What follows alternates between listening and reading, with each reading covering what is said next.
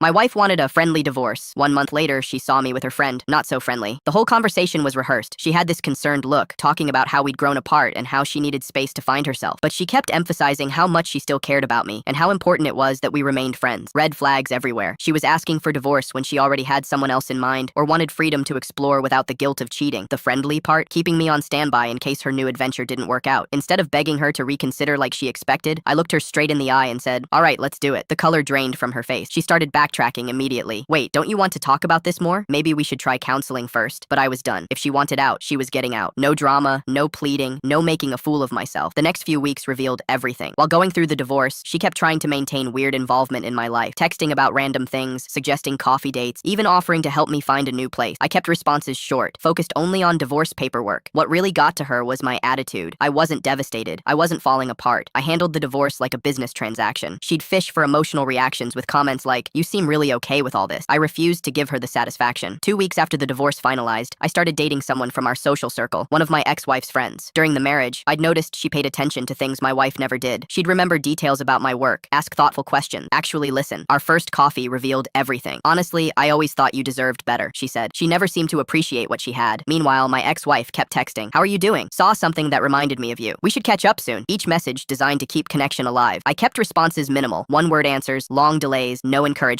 But she persisted, convinced our friendly divorce meant we'd still be buddies. By week 5, my girlfriend had practically moved in. We stopped hiding. We appeared together at restaurants where we'd run into people from our social circle, holding hands, acting like the couple we'd become. Through mutual friends, I learned my ex-wife had been busy, seen with at least 3 different guys, including one who'd been sniffing around during our last marriage year. The timeline made perfect sense. She wanted a friendly divorce to explore options without guilt, while keeping me available in case none of her prospects worked out. The explosion happened at an outdoor barbecue. My ex-wife had been drinking, clearly stewing about seeing me happy. When my girlfriend and I were laughing together near the pool, she stormed over. "This is ridiculous," she announced loudly, stopping conversations. "You two think this is appropriate, flaunting this relationship like some victory lap?" I kept my voice calm. "What exactly is inappropriate about 2 single adults dating? We just got divorced and you immediately run off with one of my friends. How is that not a betrayal? We agreed on a friendly divorce," I said clearly. "You wanted your freedom and I gave it to you. That same freedom applies to me. But we were supposed to remain friends," she practically shouted. I paused, letting her words hang. Then I delivered the response I'd been saving. "Friends don't ask for divorce so they can explore other options while keeping their ex-husband as a backup plan. You wanted to be free to do whatever you wanted with whoever you wanted. Congratulations, you got exactly what you asked for." Silent. People were connecting the dots. "Your actions made it perfectly clear," I continued. "You've been out with multiple guys while texting me about maintaining friendship. That's not friendship. That's keeping options open." She looked around desperately for someone to defend her. Everyone just stared. "This isn't over," she said, pointing at me with a shaking finger. I looked at her calmly. "Actually, it is. You ended it when you asked for the divorce. Everything since then has been your choice. Own it." She stormed off without saying goodbye to anyone.